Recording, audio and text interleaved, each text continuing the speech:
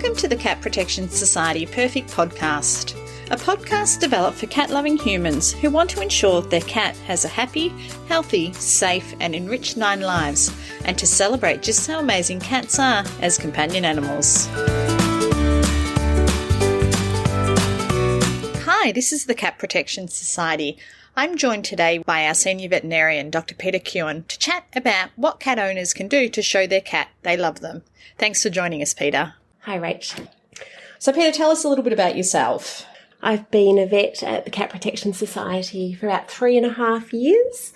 I've been a vet for about 18 years, with dogs before this, but cats only now, which is great. Fantastic. So, Peter, cats can be mysterious creatures. How can we let them know that they're feeling loved? And on the flip side, how do we know if they need a little bit more love and a little bit more attention?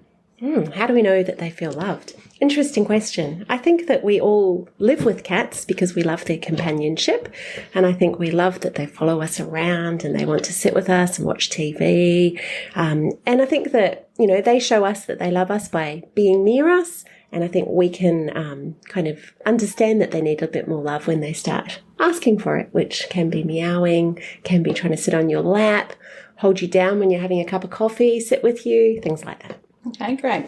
If you've just adopted your cat and you're finding it difficult to win their affection, what are some simple ways that you can make a new addition into your home feel loved? Oh, look, always approach slowly. Wait for them to move forward. Don't keep going if their ears are back and they're sort of looking like they're hiding and want to, get away from you.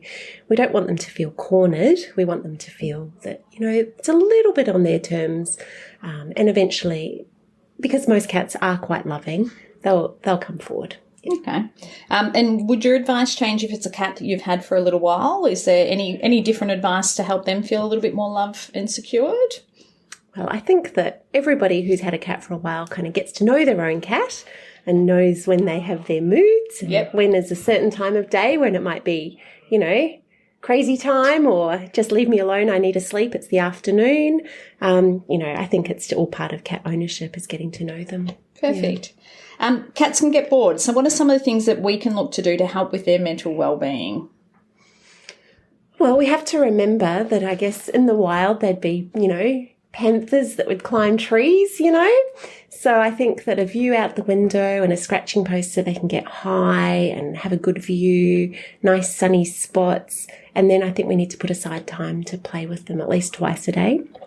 A lot of people say to me that their cat doesn't want to play. I think you have to catch them at the right time of day. And I think that, 5 minutes is as much as you're ever going to get. But I really encourage, chasing the feathers and, on a stick, not with the hands. Like we want them away from the human so they're not scratching the human. But, I encourage that. Okay, great. How important is it that we look after our cats' physical health to show them that we love them? Oh, it's very important. As cats get older, a lot of them do struggle with arthritis. It is so subtle. I think, as I said earlier, I've been a vet for many years. I think I've only really, really just learned how to recognise that pain in cats. It's been such a subtle process. It's very small things like, for instance, when they jump up onto the washing machine, they used to do it in one great bound, and now they kind of, put their hands on the top and bounce off it as they get up. It's very, very subtle. So if they're in pain, they're less likely to want to, have lots of patting. They might resent the kids of the family picking them up. They might become a little bit, growly or hissy. So we kind of, have to respect that, and that's probably time to take them to the vet and have a look and see. Perfect. Maybe do a blood test, check that there's no underlying causes. Okay. Mm-hmm. So that relates to our next question around older cats in particular. Is there anything different that cat owners should do if they have an older cat in terms of making them feel safe and loved? You've obviously mentioned the arthritis. Is there anything else that cat owners should look out for? An older cat. Well, they have lots of, organs that start to not work as well as they used to, a bit of degeneration. So blood tests are great because they give us an understanding of thyroid and kidney parameters and liver, things like that. There are other things too, which unfortunately we can't pick up on blood tests. So heart murmurs, we can see if there's any problems there. And I guess a really, really senior cat can be prone to things like dementia as well. It's not actually called dementia, but I think it's the easiest way to explain it. Okay. Dental, anything to be... Yeah, dentistry is really important. Great. Huge thing. Sorry, I forgot about that. No, that's okay. Yes, I probably do at least 2 dentals a week, so maybe I was... I'm so used to it, it's very routine. Yeah. Yeah. Okay. Given that most cats are excellent at self-grooming, do we as cat owners need to do anything in addition to grooming them? Look, I guess some cats get a little bit overweight. I had one this morning, actually, that came in because of the grooming issues, and the reason was that he was too big. It was too hard for him to reach his back end and get all the hair out. So he had a lot of dandruff and he started to get some mats. So I showed the owner how to groom him every day. And, I think that was a little bit intimidating for the owner, but we decided that, yes, the cat does sit on his lap every day.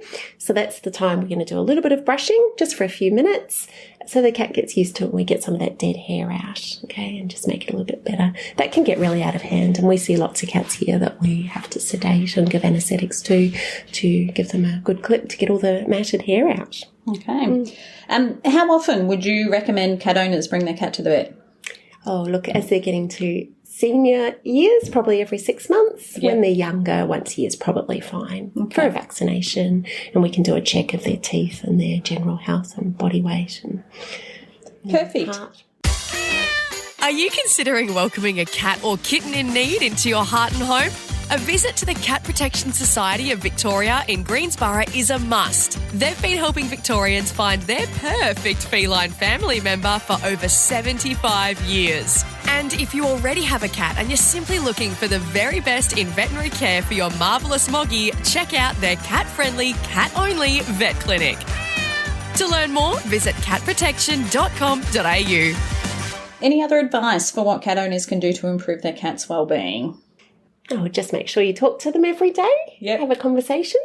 No, perfect. And bring them to the vet. All right, excellent. Thanks, Vida.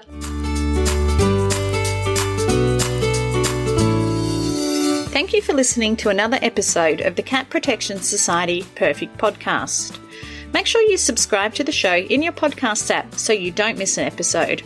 And we'd love if you can share this podcast with any friends, family or colleagues who all love things cats. In the meantime, you can visit our website at www.catprotection.com.au.